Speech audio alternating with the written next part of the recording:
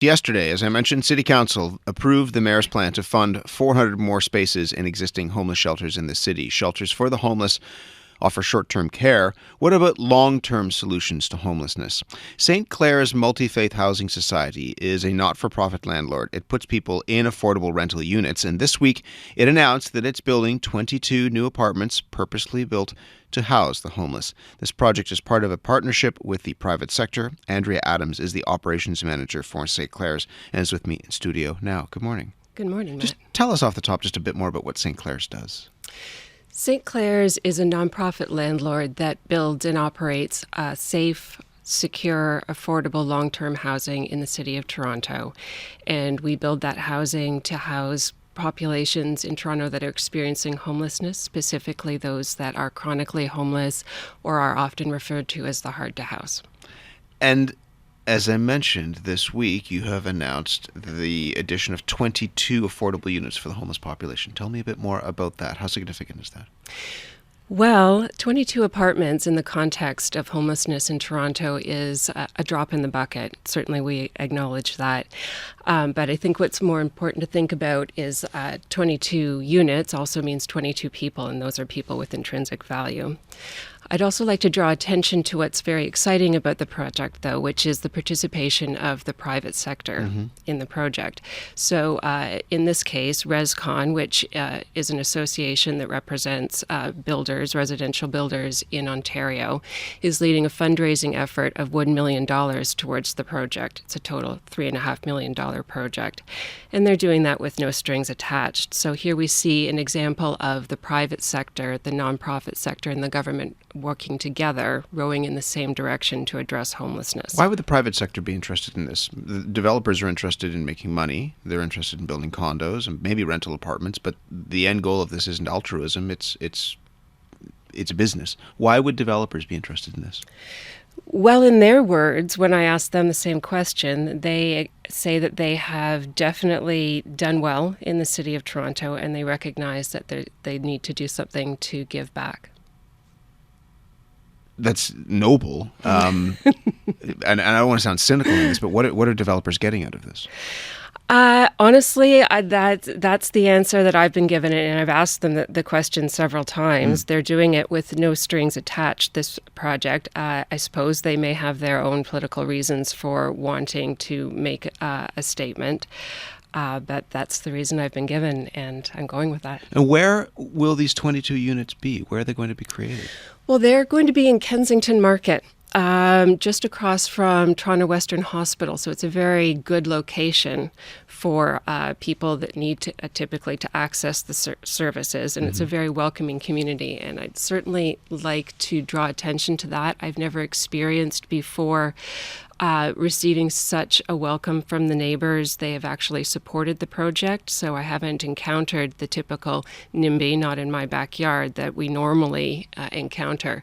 And I would like to thank them very much for their support with the planning department, without which we wouldn't have been as successful in building these apartments. How will you choose who ends up in these apartments?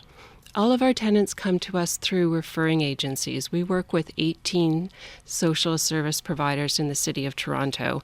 And that's a very important part of what St. Clare's does, because we operate from a community first model, which it builds on the idea of housing first. So housing is very important. It's the first step for people to get the stability that they need to address the other challenges in their life, but they also need support to maintain that housing once they access it. So the 18 referring agencies that we work with support the tenants when they're placed in our apartments. And the tenants that end up in your buildings, give us a kind of snapshot as to who they are and where they come from. Well, it's a diverse population, and it's a deliberately diverse population because we want it to reflect the community in Toronto. But I understand that people are interested in some specifics of who lives there. Success stories look different to different people. For example, I can think of two people that have moved to St. Clare's housing after living for decades in Toronto parks. And success for them looks like learning to live inside. It looks like making eye contact and agreeing to access services, medical services. I can also share a somewhat more typical story that was told to me a couple of days ago by one of my tenants. He explained that when he was deciding to address his addiction concerns, he was in a residential program. And when he graduated from that, he had nowhere to go. The best that he could put together was to cycle between different rooming houses and shared situations, but he didn't feel safe, he didn't feel secure, and the accompanying anxiety actually caused him to relapse and use more than he would otherwise. But once placed in St. Clare's housing, and this happened 10 years ago, he feels safe, he feels secure, he's pursuing his interests in photography, and says that he wouldn't move if he was given an option. How often is it that the private sector works with an organization like yours to tackle something as big and wicked as homelessness? It's incredibly unusual. I believe that this is precedent-setting, and I think that's what's so important about this project. Homelessness has solutions. They're not even expensive solutions. They're not terribly complicated solutions, but they do require groups of people working together. And again, I'll say that's the government, the private sector, and the nonprofit sector. Do you worry it takes government off the hook? I don't worry about that. In this case, Toronto is allocating $500,000 through its Open Door program. And I think they're going to need to continue to be involved in the solution. And I think we see that changing. I see a different atmosphere surrounding us, but with the National Housing Strategy being announced. I would say that both the city and the provincial governments right now are much more invested in the idea of their responsibility for housing than they have been in the past. Just finally, just in a couple of seconds, the rent for these apartments is going to be $900 a month. These are people coming out of a shelter. How are they going to possibly afford that?